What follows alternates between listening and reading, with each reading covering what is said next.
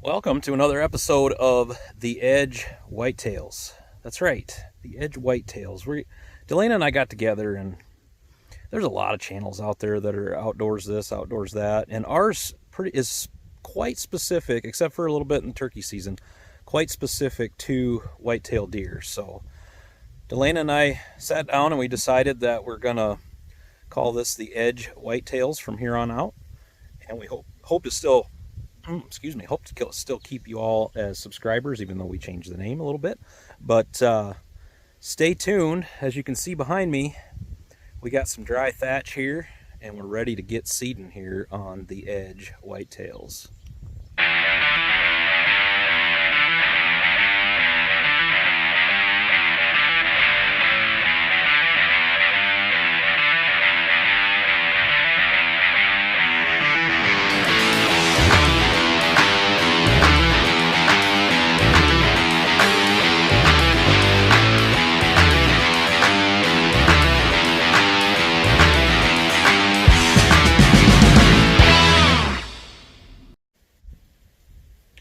All right, welcome back. Hope you all enjoyed the intro there. Delana just put that together with the new name, so give her a shout out there if she thinks she did a good job. Put it in the comments. We'd sure love to hear it. So it's a Sunday down in the land, and as you can see behind me, it's very worked up and dry. This is where we did all the spraying and killed all the grass off. I spared you the last little bit of mowing that I needed to do and the disking. I just ran the disc all through this, and I'm going to zoom in. Now, as you can see, it's all dead grass and there's nothing new growing, and it leaves a really nice little thatch in there, almost like a mulch, help hold the moisture. That'll help hold the moisture, at least in theory, and I've done it this way before. A lot of times, typically, when we do this, these two plots towards fall here, I'll have Laverne come in, we'll rototill it. It is so wet this year that we've decided not to do that. That's why I burned it down with glyphosate and then mowed it off and now disced it up. And now I'm going to seed with Mossy Oak Biologic Final Forage. It's one of my favorites. Got a bag here. The Final Forage. And what I really like about it, it's coated with nitro coat, which is cool because that helps it establish itself. It helps it germinate. But it's a variety of biologic brassicas. It's got some radish tubers and some turnip bulbs. And these are really good. This is really good plantings for late season.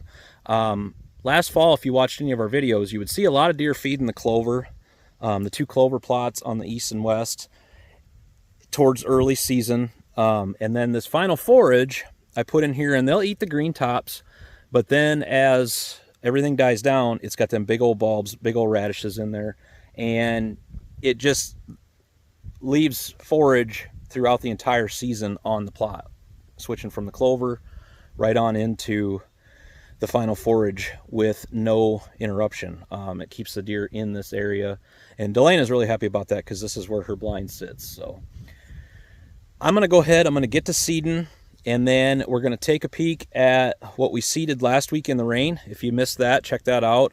It's called Seeding in the Rain. That was last week's episode. So I'm going to get to seeding.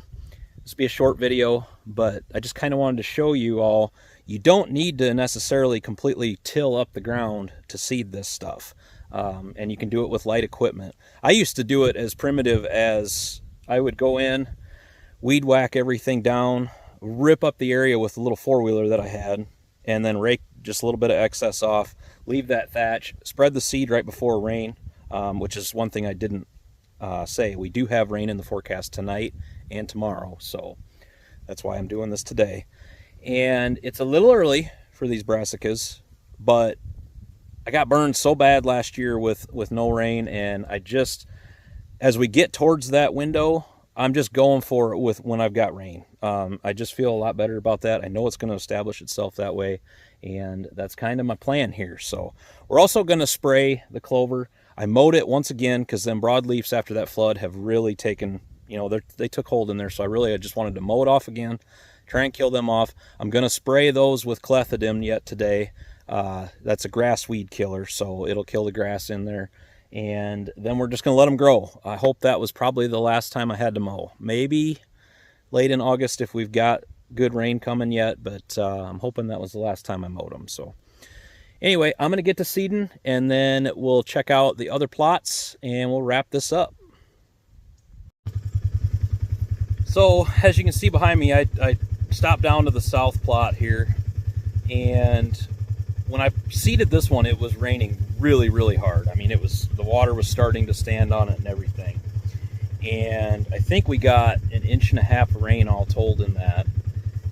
And then we got another rain on top of it the next day. And while some of what I had seeded in here germinated, and I can see it throughout, I almost feel as though some of it maybe sat there in the water too long, or maybe even got washed off altogether.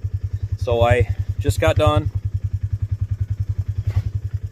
As you remember, maybe I had to order me a new Gamekeeper's seed spreader, and it is like a Cadillac compared to the one I had. The other one I had, I didn't realize how used and abused it was. But anyway, I went back over top of this. That's why it's always good to keep a few bags of extra of seed around. You can rescue it right at the moment. I know we got some rain coming tonight. Help pound this in. I didn't work it up or nothing. Just went right over top of it. As you can see, it's pretty bare dirt. A mix of radish, and then I also put the Clover Plus in there. Like I said in past videos, we're not going to get any benefit out of that Clover Plus this fall, but when everything starts to green up in the spring, I want that Clover Plus on this plot to come through. So especially for turkey season, that'd be really good. Have a nice little green plot down here. So kind of a little rescue deal on this one, but we're not quite finished up yet. Gonna head back up to the plots, finish up there, check on the main south plot that we had seeded in radishes, and we'll see what that looks like. So we're not gonna wrap this up quite yet.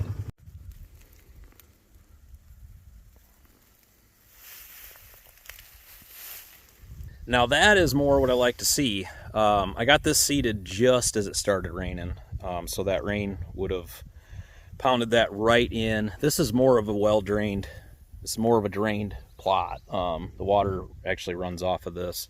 Those are all biologic deer radish you see there coming up. I also had mixed Clover Plus chicory in there. We'll see that come through later, but really pleased with what these radishes are already looking like. That was a week ago, so I'm impressed with this one. This is more what I like to see. So now I feel a little bit better about just going ahead and reseeding that one below. I think that seed must have just got washed off there or sat too long in water. So this looks good, and we're going to finish up our final forage, and then we will wrap things up today. All right, so as you can see, it's hot and sweaty. Today's very hot. It's supposed to be a little front coming through tonight, though, and it's supposed to put some rain on this. So all the seeding for the final forage is done. I reseeded down below.